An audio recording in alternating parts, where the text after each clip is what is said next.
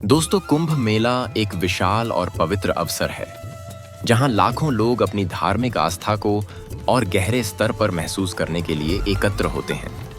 लेकिन इस पवित्र अवसर पर कुछ लोग अपने लाभ के लिए भी आते हैं, जो खुद को महात्मा और संत के रूप में प्रस्तुत करते हैं। इनमें से कुछ लोग आईआईटी वाले बाबा, साध्वी और पाखंडी बाबा के रूप में जाने जाते हैं, जो लोगों के विश्वास का फायदा उठाते हैं। दुआ करेंगे आप जैसे कि बाबा मैं हूँ कि तू बाबा है कि तू दुआ करेगा, बता मेरे लिए दुआ करे। जा आओ बेटे इधर। क्यों आएगी? अरे क्यों छोड़ोगे घर? आप कौन है? हम कौन है? महाराज हैं हम। और वो बच्चे काम मेरा है। मिलेंगे अगली वीडियो में से। और महाराज, क्या ये लोग सचमुच सच्चे गुरु हैं या सिर्फ लोगों को धोखा दे रहे हैं? आइए जानते हैं इनकी सच्चाई।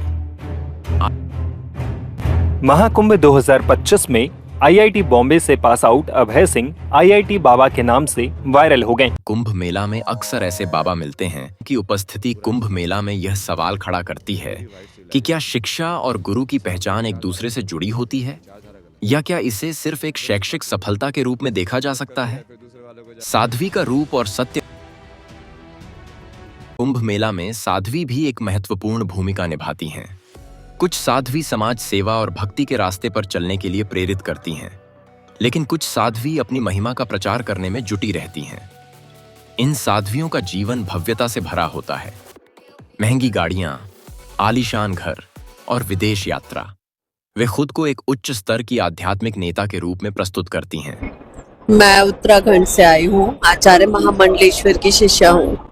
मुझे जो करना था वो छोड़ के मैंने ये वेश धारण किया है। सवाल ये है कि क्या ये साध्वी वास्तव में सच्ची हैं, या ये भी अपनी धार्मिक पहचान का इस्तेमाल कर रही हैं? क्या साध्वी का जीवन साधारण और तपस्वी होना चाहिए, या यह भव्यता के साथ भी हो सकता है? साध्वी के रूप में जो लोग समाज के बीच प्रसिद्ध हैं, क्या वे सच में आध्यात्मिक रूप से श्रेष्ठ हैं, या वे सिर्फ अपनी प्रतिष्ठा का फायदा उठाने वाले हैं?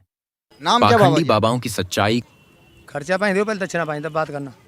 भक्तजन आएंगे, आपसे मिलेंगे। आपने संन्यास कब धारण किया? क्या करेंगे आप? किसके लिए? यानी आप ऐसे ही खड़े रहते हैं? पहले तो दक्षिणा दो मेरे को, जब तो मालूम पड़े। देंगे महाराज जी, देंगे। और भी लोग आएंगे, आपसे मिलने आएंगे, देंगे। सब चलेगा बेबे घर को। अभी तो शुरू हो रहा महाकुंभ। भजन करो, बजाओ। अरे तुम जाओ, अपना आगे बढ़ो। ला मेरे लिए पपीता तलवाला 1 किलो।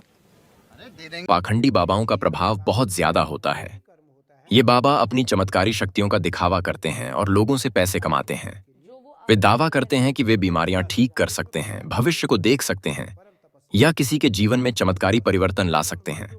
लेकिन क्या ये लोग सच में कुछ कर सकते हैं, या ये केवल लोगों की भावनाओं और विश्वास का शोषण कर रहे हैं? इन बाबाओं के प्रभाव में आकर लोग अक्सर अपना धन और समय इनसे जुड़ी गतिविधियों में लगाते हैं।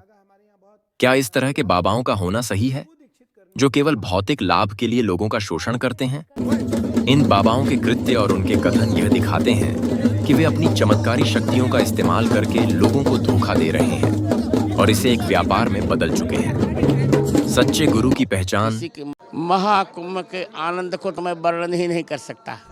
क्या कर दिया जाए जिससे आप बच सकते हो? सोचो, आपको क्या मिल जाए? एक ऐसा शब्द बोल दो जिससे आप निर्भय, निश्चिंत और निस्रोक हो सकते हैं। एक बोलो कि ये मिल जाए तो मैं बिल्कुल निश्चिंत हो जाऊंगा और आज से कोई कामना नहीं करूंगा। बोलो, कोई एक बात बोलो। सच्चे गुरु का उद्देश्य केवल समाज सेवा और लोगों की भलाई करना होता है।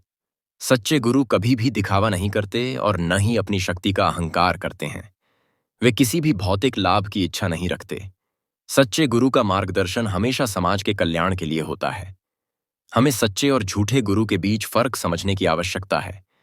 यदि कोई गुरु अपनी शक्ति का दुरुपयोग करता है या भौतिक लाभ के लिए लोगों को प्रभावित करता है, तो वह गुरु नहीं हो सकता। सच्चे गुरु का मार्ग हमेशा सरल और सच्चाई से भरा होता है। कुंभ मेला एक पवित्र अवसर है जहां लोग अपनी धार्मिक आस्थाओं को और गहरे स्तर तक समझने के लिए आते हैं। लेकिन यह भी सच है कि यहाँ कुछ लोग अपनी पहचान और विश्वास का फायदा उठाने की कोशिश करते हैं। क्यों आएगी? अरे क्यों छोड़ोगे घर? आप कौन है? हम कौन है महाराज हम और वो बच्ची ये काम मेरा है आपका नहीं है क्या काम है ये काम है काम प्रशासन का है ये क्या मैंने ये पुलिस का के लिए लगी है ये छोड़ने के लिए पुलिस लगी। महाराज जी बता रहे थे कि हम जूना अखाड़े के हैं और जूना अखाड़े से भी बातचीत होगी और इनको भी बैठाया जा रहा है कि जूना अखाड़े के हैं कि नहीं है।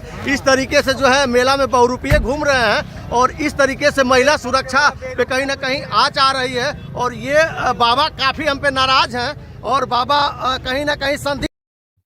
हमें अपने धर्म को समझदारी से अपनाना चाहिए और हमेशा सच्चे गुरु की पहचान करनी चाहिए। यही हमें सही मार्ग पर चलने में मदद करेगा और हम किसी के धोखे का शिकार नहीं होंगे। साथियों, अगर वीडियो पसंद आया हो, आप वीडियो को लाइक करें, अपनी राय कमेंट में जरूर लिखें।